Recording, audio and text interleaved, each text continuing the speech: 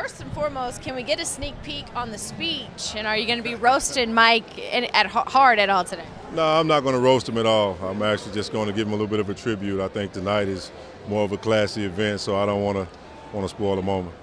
How important or cool is it for Mike Anderson to get this honor and be part of this Legends Dinner? All of the former honorees have one thing in common, and it's their love for Arkansas, and Mike has that as well. Oh, no question about it. I think it just goes to show you, how much the great state of Arkansas means to him, as a head coach here, but also the similarities that he and Brandon both possess in terms of just the dedication, the hard work, and attitude. So I think tonight is definitely going to be a fun night.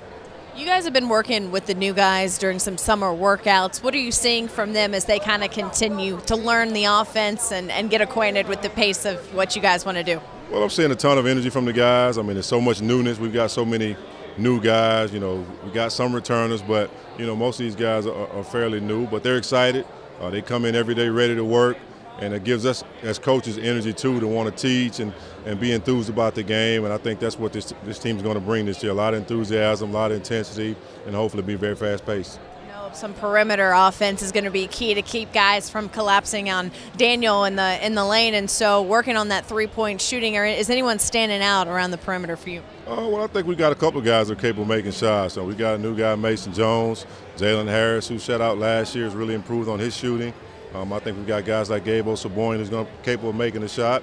And some of these newcomers, Isaiah Joe, Desi Seals, those guys are going to step up as well as Jordan Phillips and Reggie Chaney. So I think we're going to have to do it collectively, but I think there's a lot of guys that can give us some offensive output. How about Daniel and his experience at the Nike camp? How do you think that's really going to help him take that next step his sophomore season? Well, I think it's really just kind of the kickoff for the season for him. He's done a tremendous job of trying to lead this group of guys so far. It's early, but he's definitely taken on the challenge of leadership and being kind of an elder statesman. And I think he just went up there and showed what we all know, that he's a very, very talented young man, but he's also a hard worker. And I think when those two things meet, he's definitely going to excel this season. Not to put him on a parallel with Bobby, but Bobby went to that after his freshman year, and then we know how the kind of sophomore season he had and was SEC Player of the Year. But the parallel with what Daniel is doing and the ceiling he has, that can be a Bobby Portis-like player and make that jump.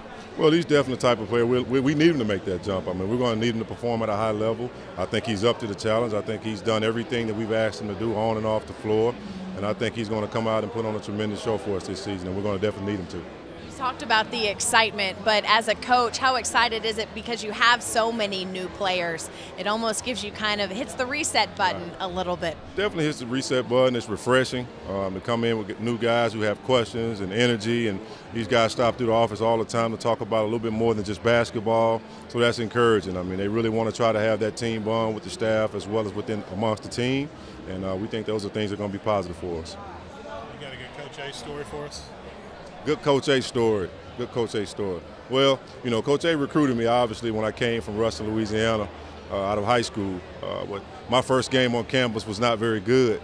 And I remember him coming into the gym the next morning ready to get some shots up because we actually played a back-to-back. We played Memphis at home, and then we had UT Martin the next day. And he was in the gym, I guess, trying to get me ready because he wasn't going to allow me to have another performance like that first one against Memphis. So that's a story I remember. But he also gave me confidence on that after that game that, I still had the ability to perform. And fortunately for me, it allowed me to catapult my career.